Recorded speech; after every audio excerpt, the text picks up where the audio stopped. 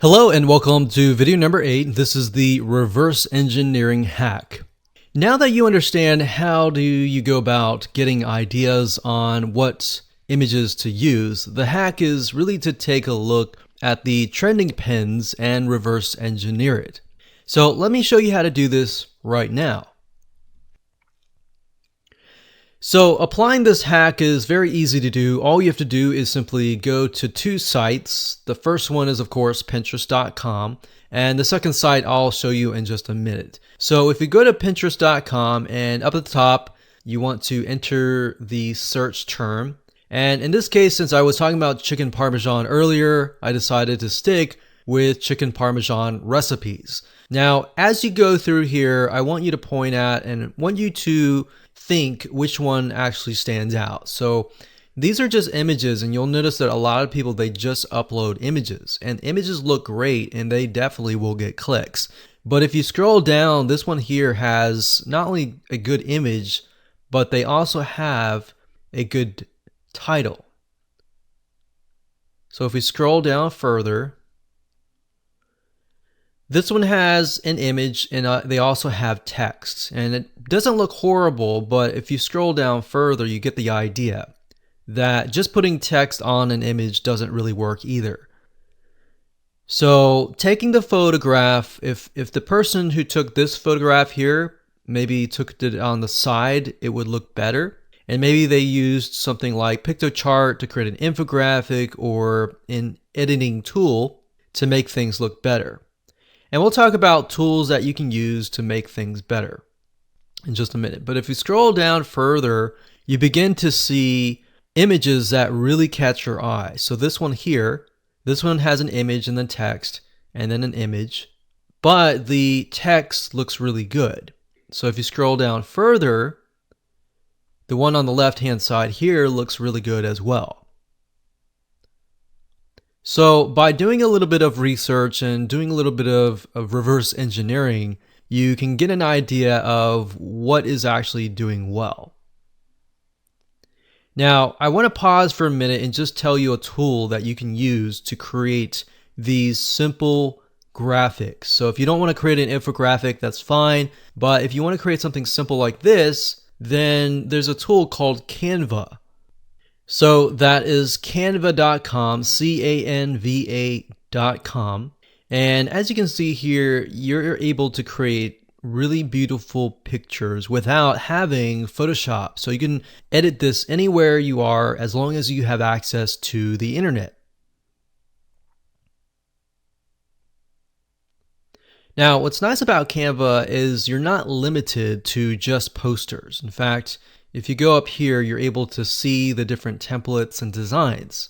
So if I go back one page and I go to features, you can see the document types of the cars, logos, flyers, banners, reports, resumes, postcards, proposals, infographics as well, book covers, newsletters, all sorts of things that you can create, magazine covers.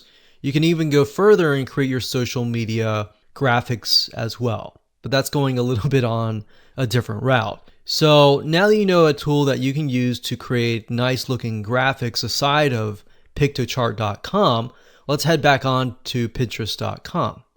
Okay, so what you want to do is scroll down and then look for an image that really stands out. So as we're scrolling through here, I feel like the one that's really standing out to me is this one here and this one here.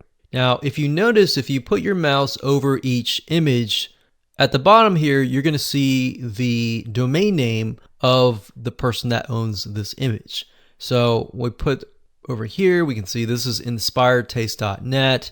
We've got chefsavvy.com. We've got kitchenswagger.com. So what we do is we find the domain name. And the next step is we obviously can see that these people are professionals. So we want to take a further look at them. So what we do is we head on over to a site called buzzsumo.com. That's buzzsumo.com. And then immediately you see Content Analyzer. And normally this will show up by default, the first thing that you'll see. If not, you can click on content research, content analyzer, and then you'll want to enter the domain name. So in this case, it's kitchenswagger.com. And if we scroll down, we can see all the content that BuzzSumo has essentially extracted, and we can get an idea of how well the content is doing. So we can see this one here is getting about 300 Pinterest shares. So it looks like the majority of their traffic is actually coming from Pinterest.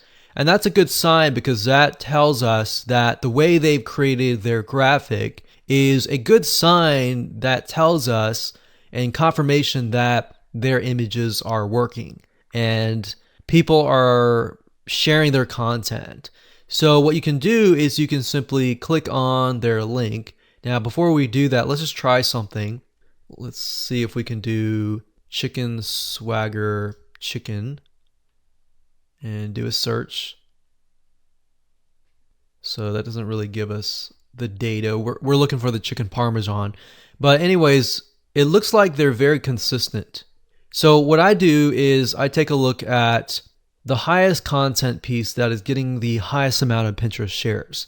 And then we take a look at the content and just see how they've laid out their content.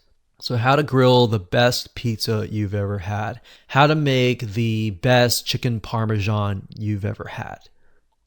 So they start with an image, content, some bold text, then they have images, lots of images. And then they go to the recipes.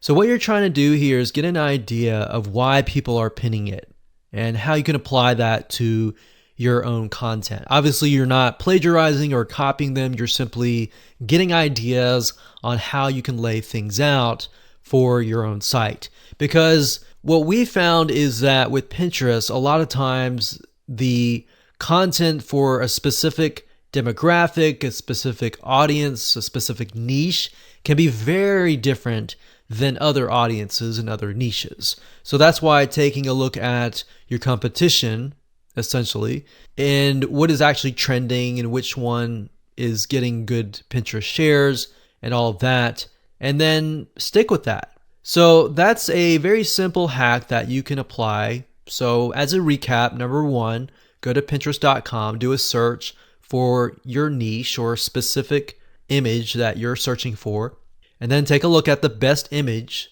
and then go to BuzzSumo second of all, that's step number 2, and then type in the domain name, and then take a look at their highest Pinterest shares, and from that, take a look at how they've laid things out on their blog or their website, and then try to take a look at a few again and see if there's a similarity and a commonality. So that's it, and hope you enjoyed that. Let's move on to the next video.